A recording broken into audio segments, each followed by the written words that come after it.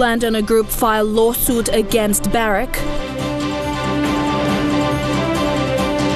Social media erupts over one woman's protest sign. And 1 million trees planted from a hobby. This is National EMTV News with Helen Seah.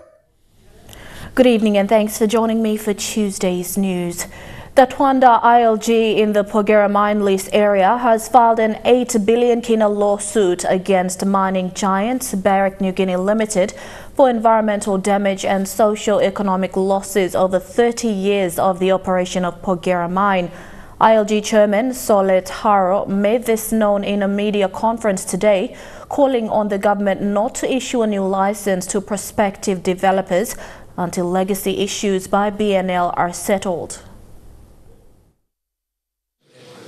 Twanda is one of the 7 landowning clans of the Porgera mine. Twanda clan members came together to form an ILG in 2014, now called the Twanda ILG, and own up to 608.9 hectares of the total 2,000 hectares special mining lease area. Although they have been owners to this huge piece of land, they claim that the developers of the mine secured the renewal of the special mining lease in 2008 without their consent when the 20-year lease expired. The ILG group took the matter to the Human Rights Court in August 2019 and were instructed by the court to file the damage claim. They filed the 8 billion KINA damage claim in February this year. The claim, amongst others, is the loss of small-scale alluvial gold mining due to pollution to the Porgera River system. Barrack is a big black company. I'm a worldwide company. In Ablo, study remotes like human rights. Bagarab people, Grand Bagarab, Wara no what, house no what, resettlement, school no what. Also, I'm 3,000 people blooming stuff and Bagarab no. I'm losing 608.9 hectares, nothing, no free contribution. Benefit. Kamusla. Sanamika Barrack court. Chairman Taro is concerned Barrack has operated 1 year without a proper license, causing further damage to their environment. I mean, this last in Ablo look, Gaman in Ablo Lulu, Kabani in Ablo Lulu, Tulano. Tula want them in fail. Tula want them in fail. Tula want them must ready. People of Kama with Nubla Mike, Kim Nubla license Kolong, Nubla Diloba or Bladiloba. With the government promising the landowners a better deal and the removal of Barrack, the landowners want their claims to be settled before they go into any new agreement. Ruth Rongola, National EMTV News. The court today reinstated Belden Nama as the member for Vanimo Green, effectively quashing the Leadership Tribunal's recommendation to dismiss him from office. This follows a judicial review filed by Belden Nama after the Supreme Court in May this year upheld the tribunal's decision stating Nama remained a suspended MP. Justice David Cannings, in handing down the decision, concluded that Nama was denied natural justice when the Higgins Tribunal gave a combined decision on verdict and penalty, not giving Nama the opportunity to speak on the question of whether he should be dismissed from office. Parties will return to court next Tuesday to seek a resolution. It was a simple sign, smaller than all the others held up during the Walk for Justice rally in the wake of Jenilyn Kennedy's murder. It has caused widespread debate among citizens. Jeremy Mogi reports. Held up on a small piece of cardboard, although Thomas's words have taken a truth faced by a woman in PNG and until now has been denied openly. Her statement, PNG is not a safe place for women and girls. It hit a mark.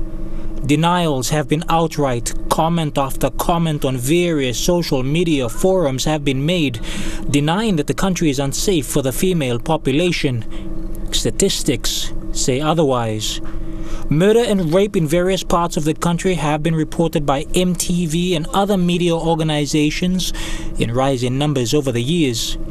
And with the advent of social media across the popular platform Facebook, more stories have been emerging on cases of violence within a domestic setting.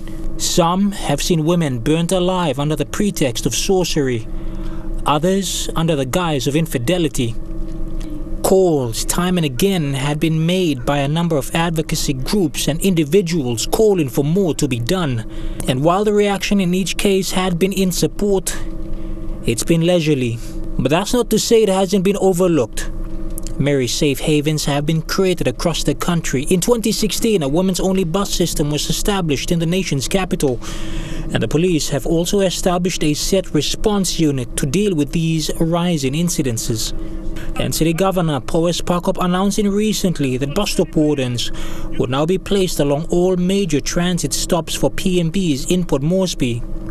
He acknowledged that it is unsafe, despite statements saying otherwise. Yet for all the negative reactions that have occurred, although Thomas has been shown more support, women have felt unsafe, and it's the men saying it too. With the rising tide of frustration over safety, now more than ever, the public is standing together, saying enough is enough. Long overdue, the time is now for real change to occur. And more advocates are saying the sooner the better. Jeremy Mogi, National TV News. As people stand against gender-based violence in the country, certain business houses have also made their stand to address the issue at the workplace. During a morning tea hosted by Number One Trophy, various actions were presented to ensure the safety of their staff. The company has vowed to provide safe houses for staff affected by GBV and perpetrators of GBV to face immediate termination. The Raising Awareness of Domestic Violence morning tea brought together staff and management of Number One Trophy Limited group of companies and various organizations to openly discuss domestic violence. And WTL management also announced their response plan to gender-based violence, saying they will be implementing policies to protect staff and families. We do not tolerate gender-based violence or domestic violence. We pledge as a family, not in our family. The immediate action the company is taking includes a response team that will respond to immediate emergencies. Mobile numbers have been provided for staff and families to reach out for help. A safe house has also been dedicated to staff affected by gender-based violence, which will see the company assisting to file police report and immediate termination of staff found to be perpetrators of violence. We will be also providing a safe house for all our staff who are affected by this. And in this instance, so that there is help for our family. And we will also work towards providing immediate assistance with filing reports of domestic violence for any of our staff who are affected by it. Various questions about gender-based violence were raised during the morning tea. Statistics about the reality of family sexual violence and gender-based violence shows that 2 out of every 3 women have been affected by violence. Director of Tribal Foundation, which is an advocacy group, Ruth Kisam, says through their Senism Passing program, they are working with communities to ensure crimes are addressed and victims get the support they need. She says it is a law and order problem and it has been overlooked for many years because of weak government and legal system. The government's got its priority wrong. All twisted, all wrong. What should be something, this is an issue that is supposed to be dealt with as a law and order issue. This is the breakdown of law and order. Because we're not getting any prosecution, we're not getting any conviction, so there's no precedent. So men will do whatever they want to do and get away with it. Kisam further adding that violence is a development issue. However, government focus has been on other development programs.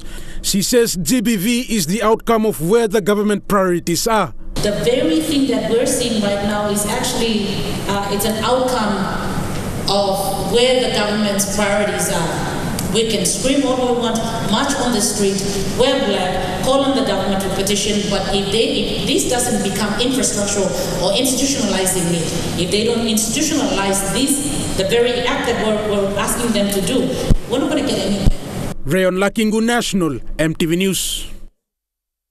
The International Committee of the Red Cross, or ICRC, held 4 training workshops in various provinces to address mental health concerns among frontline responders to COVID-19. Close to 60 participants underwent the training to learn how to deal with this new normal. For many, this is the only exposure to awareness on mental health. Feedback after the workshop revealed that stigmatization has been one of the biggest stresses for many medical personnel.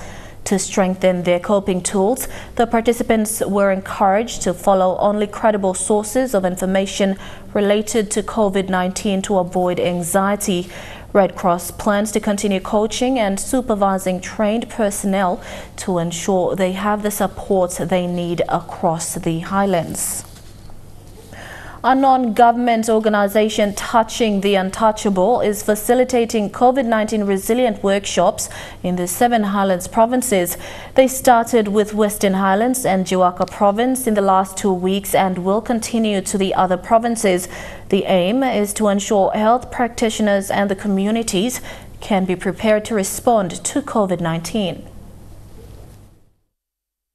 Touching the Untouchable is facilitating COVID-19 preparedness and response trainings and workshops on provincial and district health workers to be prepared for COVID-19. It is a program supported by UNICEF and WHO to conduct clinical and community engagement trainings. Both COVID-19 programs, trainings in the Highlands region. So actually this is our second training that we facilitated in Goroka. Participants are being trained on humanitarian work in civilians, risk communication, infection prevention, clinical management and community engagement. TOT issued a strong message for people not to be relaxing but continue to practice social distancing and hand hygiene to avoid COVID-19 and other diseases. TOT, UNICEF and WHO will reward those health facilities, schools and villages who have demonstrated and have achieved the indicators of COVID-19 resilience. We've demonstrated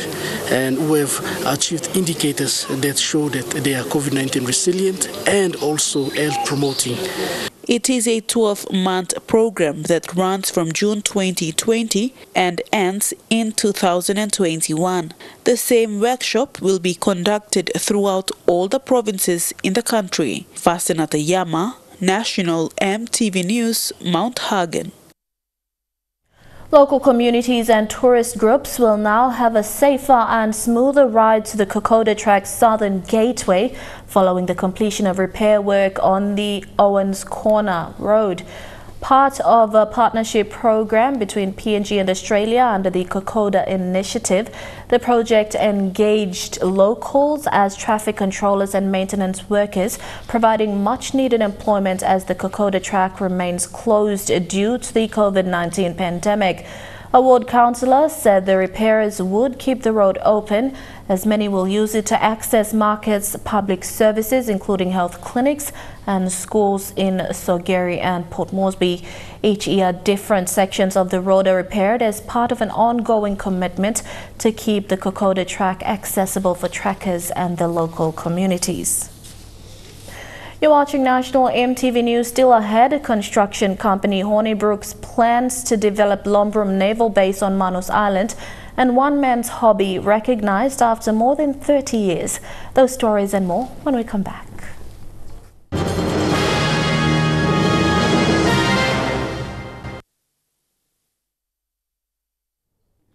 Welcome back. Construction company Hornibrook is now on Manus Island to commence foundational construction work to pave way for a modern Lombrum naval base. Recently, a meeting was conducted with the provincial government and the landowners to establish better communication between the landowners and the government. They say the company will maintain close relations with all sectors to ensure any business opportunities are fully realized by the people. In a small meeting with landowners and the provincial government, agendas were raised on how to go about in this project. The purpose of the meeting was to enhance communication between all parties and to make people understand the work they are doing. The purpose of this was to enhance our communication because there was initially a bit of misunderstanding in that people tended to think that Hornibrook was an Australian company, whereas in actual fact we're nearly 100% PNG owned. Honeybrooks NGI Limited, as an industrial and infrastructure development company, has been involved in major infrastructure development programs in Manus for many years. Some projects have included the Manus Town Market, road sealing and bridge construction projects. Their recent project is the construction of major infrastructures for the new naval base in Lombrum. What this means for us, obviously, is that Papua New Guinea contributes meaningfully for the development of the base and hopefully gets a long-lasting benefit as things move forward for the future. The infrastructures for the new naval base will be operated by the PNG Defence Force in conjunction with Australian and American counterparts. Realizing the size of the new project, Honeybrook NGI, as a corporate citizen, has also committed itself to working closely with people and impacted communities. They say they will maintain close relations with communities, the government and businesses. We've established a way forward to work with the provincial government and the landowners in a proper way so that we leave long-lasting benefits. Trained people understanding how to run businesses, and pave the way for what is going to be a fairly exciting opportunity for Manus once the base gets established here. Present, the contractor is doing early scope of work on the project. According to Honeybrooks chairman, they are having dialogue with local landowners to see a way forward for the project.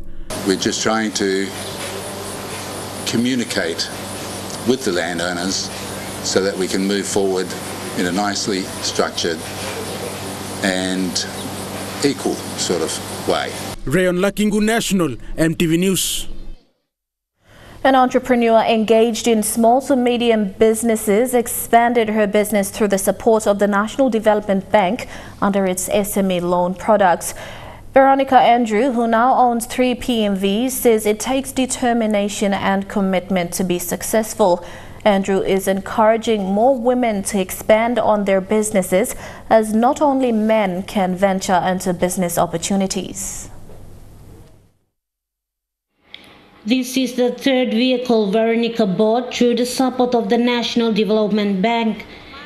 Veronica started her business from pottery and her roadside market in 2016 through her savings with NDB and the help from NDB.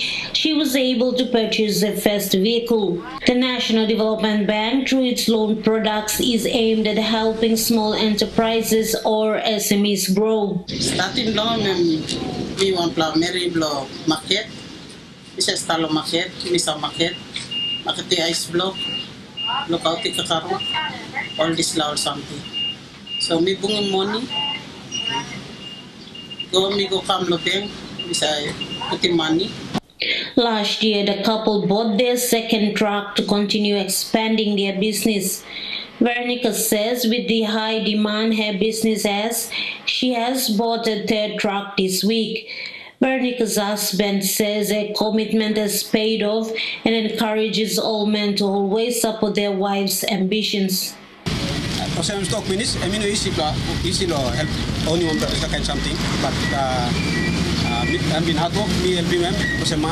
Martha Louise, National MTV News, Medeng. Women farmers in Morabea will have access to planting materials following an MOU signed yesterday between the PNG Women in Agriculture and the Department of Agriculture and Livestock. The non-government organization has networks with women farmers struggling over the years to produce clean seedlings in large quantities. Morabea's DAL Food Security Resource Center at Erap allocated 10 hectares of land to produce planting materials and distribute to these farmers. Julie Budiwi Oa reports. The MOU that was signed yesterday allows PNG Women in Agriculture to prepare 10 hectares of land to strengthen food security and to distribute farmers with seed planting materials. This is in partnership with the Department of Agriculture and Livestock Food Security Branch at Erap, NARI, FPDA, Trukai, Grow PNG and Taiwan Technical Mission. PNG Women in Agriculture Development Foundation came up with this initiative after years of struggles in search of a large landmass to produce seedlings that will grow in a short time frame to distribute to farmers. We have done MOUs with many other organizations. It's always the policy of women in agriculture never to step into someone else's responsibility and say you want to take over. No, we don't do that. Or you want to help them. We don't do that. We always want to work with an MOU, have an understanding in place so we all work together for the good of our farmers. They have got a network and they're linked to a number of farmers, particularly women farmers across Papua New Guinea. And they come from very agroecological zones. The DAL Resource Center, located at Arab in the UN Gulf district of Morbe, is a propagation area for momase used for planting materials and livestock that has scaled down over the years. The resource center has over 1,000 hectares of land and has been neglected for over 30 years, with most of the infrastructure deteriorated and not in operation. PNG Women in Agriculture is the first organization to step forward to partner with the DAL after years of being neglected. It's a good MOU, and we would like to promote the sort of partnership with outside organization, because as you know, we with a government institution, it's very difficult to sustain the operation of government institutions because of lack of funding from the government. And so this sort of partnership is very important, so that we can partner with outside organizations and they can provide resources to us, and then that can enhance the capacity for us to deliver. A residential building at the center is currently under renovation by PNG WIA, making it the first after 35 years of no maintenance. The Secretary for Agriculture and Livestock, Daniel Kombuku, was in Leh yesterday to sign the MOU, says the department is focused on reviving the DAL Arab Resource Center. Arab is one of the very important resource centers, and the Department of Agriculture and Livestock is now, we are going through a budgeting process for budgeting right now, and I have directed all my officers who are doing the budget to do a PAP submission on the rehabilitation of all the rundown agriculture stations across Papua New Guinea. Because all our rundown stations in all the regions of Papua New Guinea are the mainstay, are the very important stations where we multiply both plants and livestock breeds for distribution throughout Papua New Guinea. Julie Badui, OA, National MTV News, Leh. Obura Wanenara is the district bordering the Eastern Highlands and Morbe province and is one of the many remote areas in the country. For years, the people in the district have struggled with road services. Local MP Meraki Pefa said the roads have been neglected for a long time because not too many contractors are willing to go rural, given the geographical challenges faced in the district. They've now launched the Oomba to Marawaka Road Rehabilitation Program after securing a contractor, which is one of 3 road projects that the district is embarking on. The Obura Wanenara district in the Eastern Highlands province borders the Minyama district in Morbe. Being a remote district, they've had problems with road accessibility. With hopes to address this problem, the Obura Wanenara District Development Authority has embarked on several road projects. One of them is the 30-kilometer road rehabilitation project from Oomba to Marawaka. This was launched last week by the district MP Mera Kipefa and district officials in Oomba. Kipefa said these road issues have been there for many years, and it's been a difficult task engaging contractors to work on the roads in the district. That road has been neglected for quite some time, not because we turn a blind eye towards that road, but because of the contractors who are willing to go that far in the remotest place. And I'd like to applaud and really appreciate Amaku and Sons who have given their heart to serve Minyama, and now they've extended their service to Obura Wanenara. Apart from the Oomba to Marawaka Road project, there is also the Ayura to Omaura and the Ayura to Tairora roads, which the district is working on to improve. Lucy Kopana, National MTV News.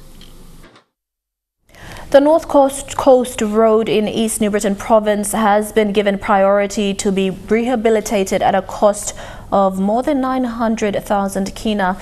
But many of the locals in the area are still skeptical whether the road maintenance will last, saying building a quality road may cost more money than what the provincial government has offered. This is a section of the North Coast Road in East New Britain Province that stretches for more than 30 kilometers. It's an infrastructure that has been rendered useless, but more than 50,000 people living along it continue to use it because it is the only road to access basic services. Since 2015, the road has fallen into a state of disrepair after flash floods continue to wash off the road bit by bit until it reached the stage where it is now structurally deficient. Last week, the East New Britain Governor Naki Kuskonga officiated at a groundbreaking ceremony for a rehabilitation work to commence along various sections of the road following mounting public pressure on the provincial government to fix the roads. The road works will cost the provincial government more than 900,000 KINA, but even after the provincial government has given indications to fix this road, many of the locals here are still skeptical if maintenance on the road will last.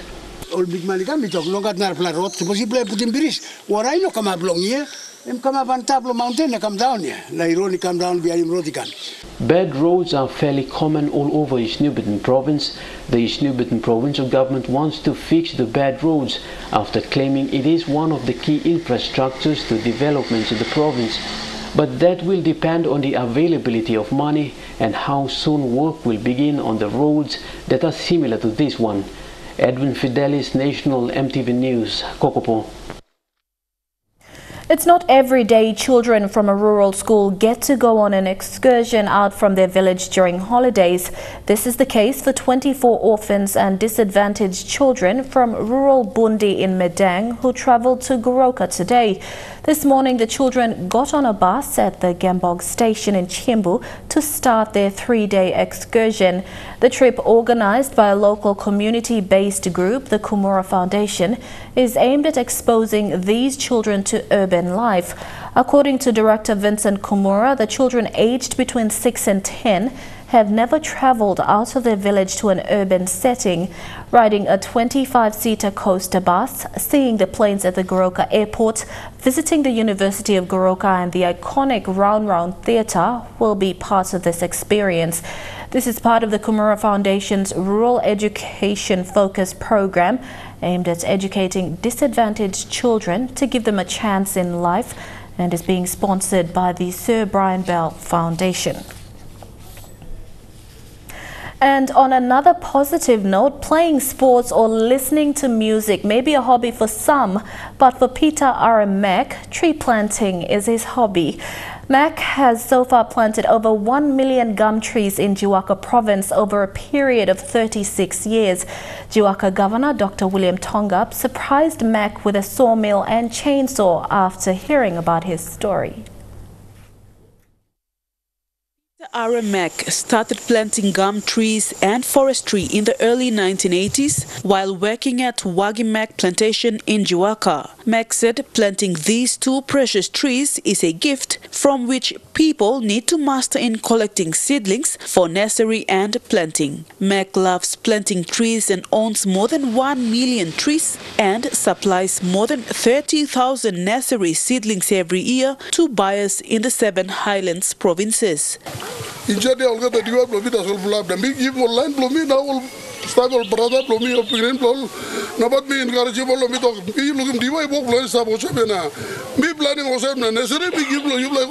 Mack supplied timbers for free to local churches at the Sigiri and Buns area and built 5 local churches, classrooms and teachers' houses, semi and permanent houses. His only wish was to own a sawmill or chainsaw one day. His dream came through last Thursday when Governor Dr. William Tongam surprised him with a 75,000 kina worth of sawmill and chainsaw. Governor Tongam said Mac deserved this and said he will support him so that his legacy remains for the next generation to follow. Contribute to lifting standard for living.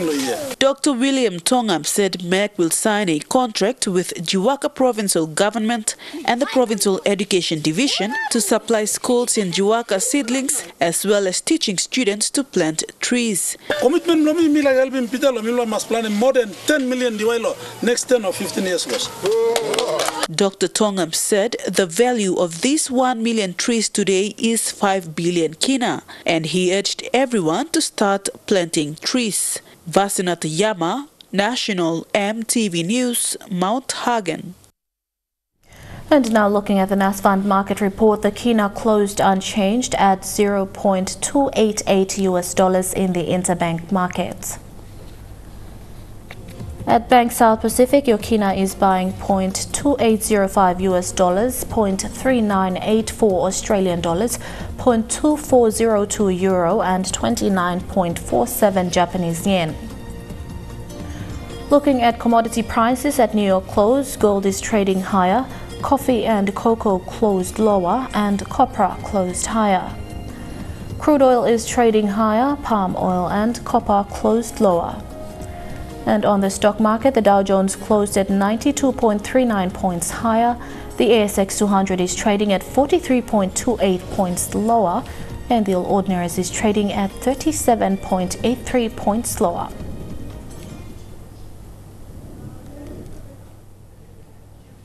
You're watching National EMTV News. We'll bring you stories making headlines overseas after these messages. Stay with us.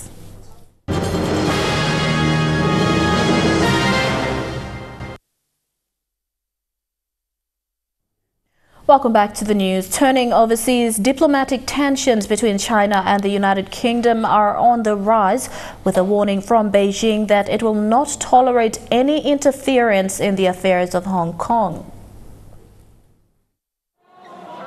When Beijing is determined to silence all opposition in Hong Kong, this is a powerful new message.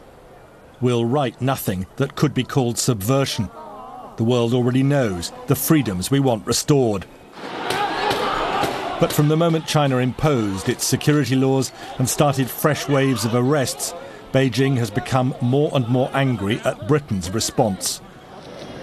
The offer to millions of Hong Kongers of potential escape, instead of arrest, the chance to live, work and eventually settle in Britain as citizens. Now at China's embassy in London, the ambassador has moved to barely veiled threats. Britain, he says, is guilty of gross interference and will be the loser if it persists. So we want to be your friend. We want to be your partner.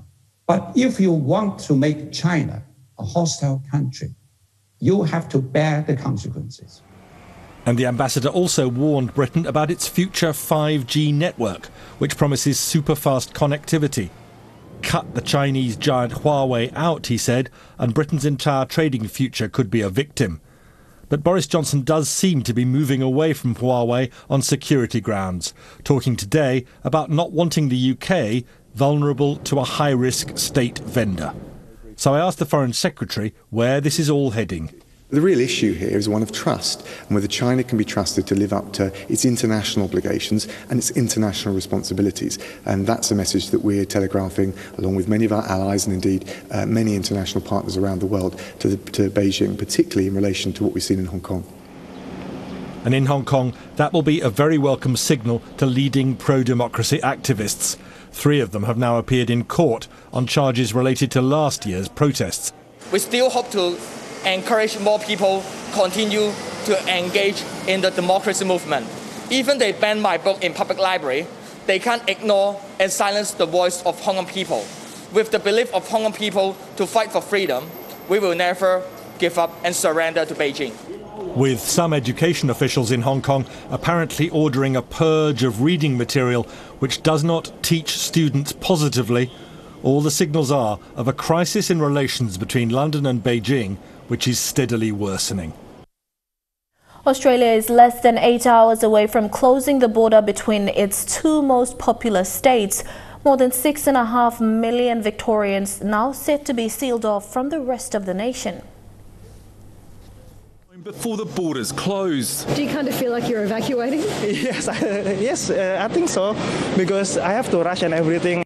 And a short time ago, the rapid spread of COVID-19 in Victoria, forcing stay-at-home orders for the whole of Melbourne. There is simply no alternative other than thousands and thousands of cases, and potentially more, many people in hospital, and the inevitable tragedy that will come from that.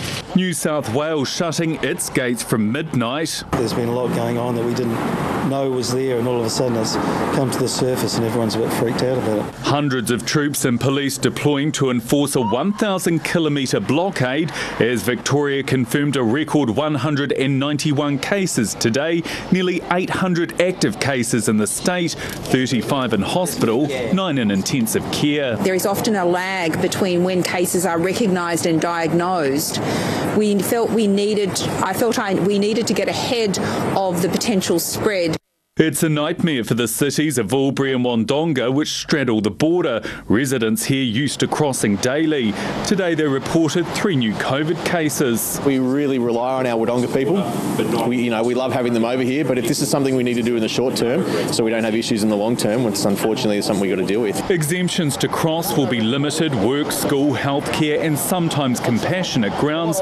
New South Wales residents returning from Victoria will have to self-isolate for 2 weeks. What can we do when the government's told us that we've got to lock down? Horror stories are emerging from the 9 public housing blocks in hard lockdown, dubbed Melbourne's high-rise cruise ships. I'm not giving you my car keys, I don't know you. One resident caught trying to escape. Police say he bit officers. I've never known anything like this in my 83 years, never. Great-grandmother Ivy's family tried to drop off supplies but got turned away. Hours later, 4 sausage rolls arrived. Frustration is building. I'm pissed right off today. Sorry. I don't know what we're going to do for food. Victorians now stuck in their own state bubble for the foreseeable future. And Trukai Sports is next. Fidelis Sukina is at the sports desk. Thank you, Helen. We'll show you the game between Meox and the Vipers from the weekend's Intercity Cup. Join me after the break.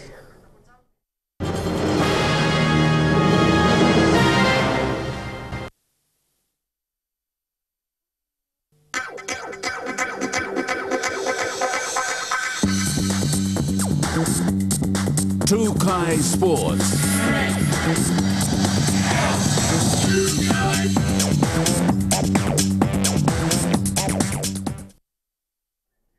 And welcome to Trukai Sports. A 10-10 draw between the Port Moresby Vipers and the Enga Meox hasn't gone down well with Vipers fans and the coach Leonard Tarum. Loaded with much of the experienced players in the competition, the Vipers gave away too much possession and played catch-up football, with Coach Tarum pointing out a rushed game by the city's franchise and a lack of direction by the halves. A draw ended the much-anticipated main game on Sunday between NCDC Vipers and the Enga Provincial Government Meox.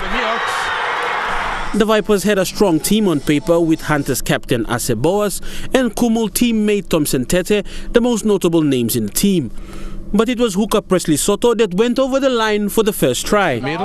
Running it from Damian Soko is very dangerous and it's gone over. The 6-0 lead quickly became 6 points to 4 when Meox fullback Junior Bobby crossed over for the team's first try.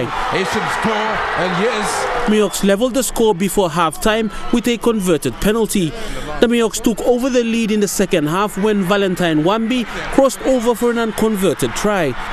The 10-6 scoreline levelled by the Vipers, a corner try by Ben Wemin, leaving the scores at 10-10.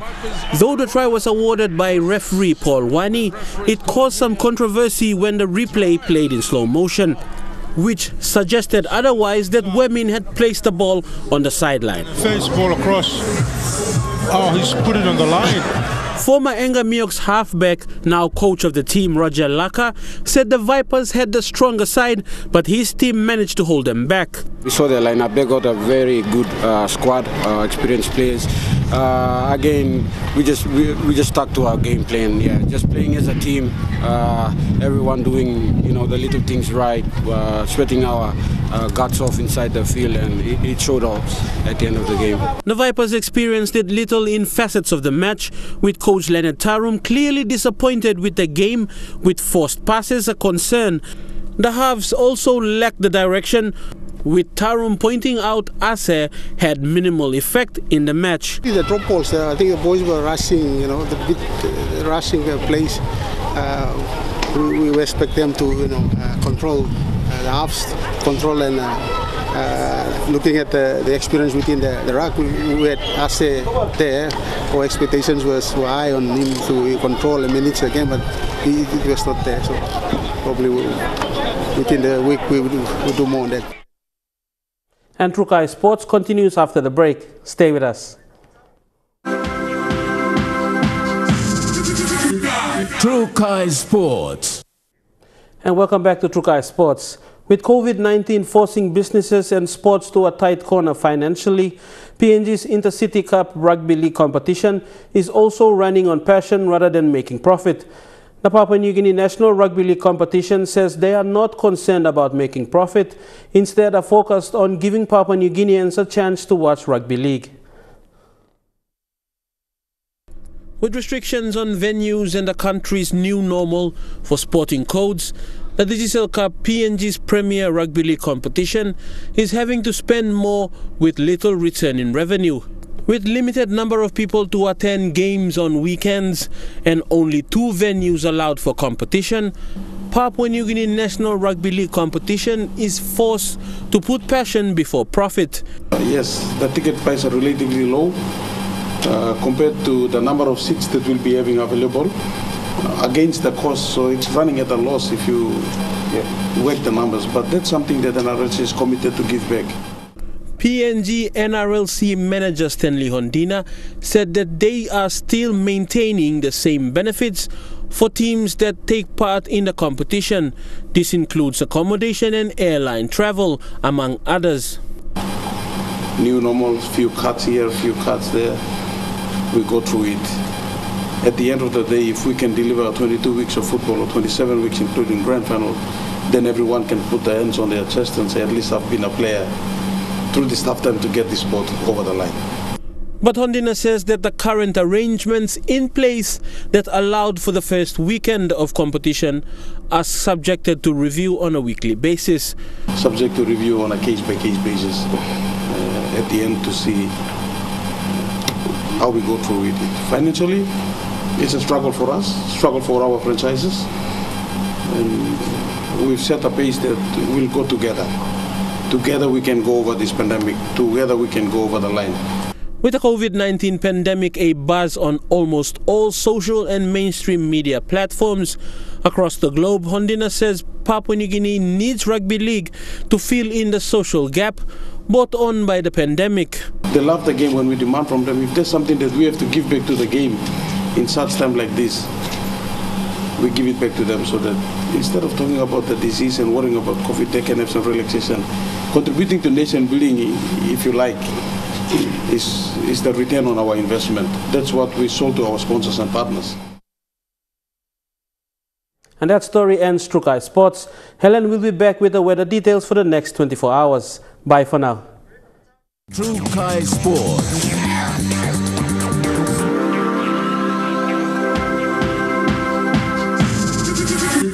Trukai Sports.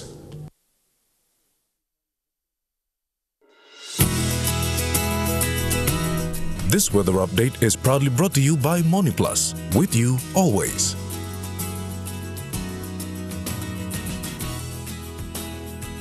A look at the weather forecast for tonight and tomorrow in the southern region only. Fine tonight, partly cloudy in Port Moresby, windy and, well, mostly fine in Daru. Mostly fine, although partly cloudy in Kerma, mostly cloudy with a few drizzles in Alotau, and partly cloudy with a few rain drizzles in Popondetta.